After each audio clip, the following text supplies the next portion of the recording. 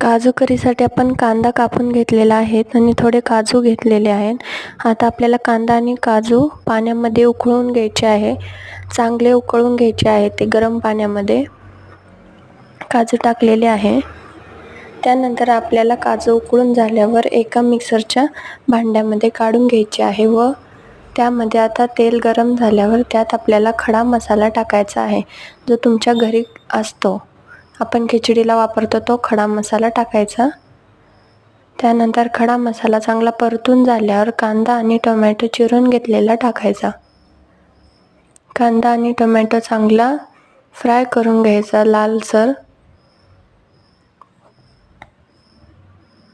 चांगला फ्राय झालेला आहे. आता पाहू शकता आपण कांदा आणि टोमॅटोची परत पेस्ट करून घ्यायची.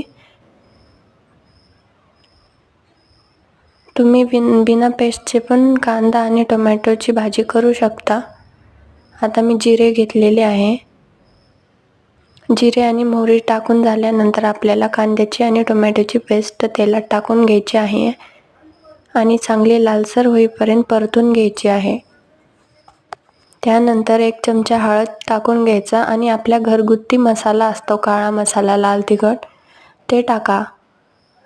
आणि माझ्याकडे किचन किंग मसाला आहे, मी त्याचा पण वापर केलेला आहे. मीठ टाकून घ्यायचं आहे.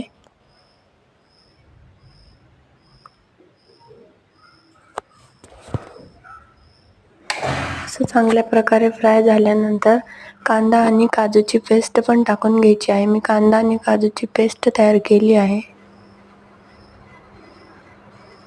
चांगलं परतून घ्यायचे आहे आणि आता अद्रक लसूण पेस्ट टाका.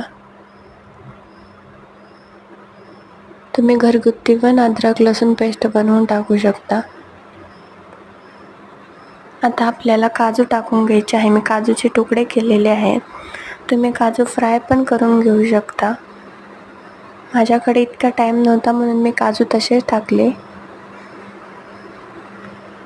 थोडंसं आपल्याला पाणी टाकायचं आहे. तुम्हाला घट्ट पण ठेवू शकता. चवीनुसार थोडं पाणी आणि मीठ टाकायचं. मी थोडीशी घट्टच ठेवलेली आहे. आता या प्रकारे आपली काजू करी रेडी झालेली आहे. तुम्ही पाहू शकता. कशी झाली आहे मला कमेंटमध्ये नक्की सांगा.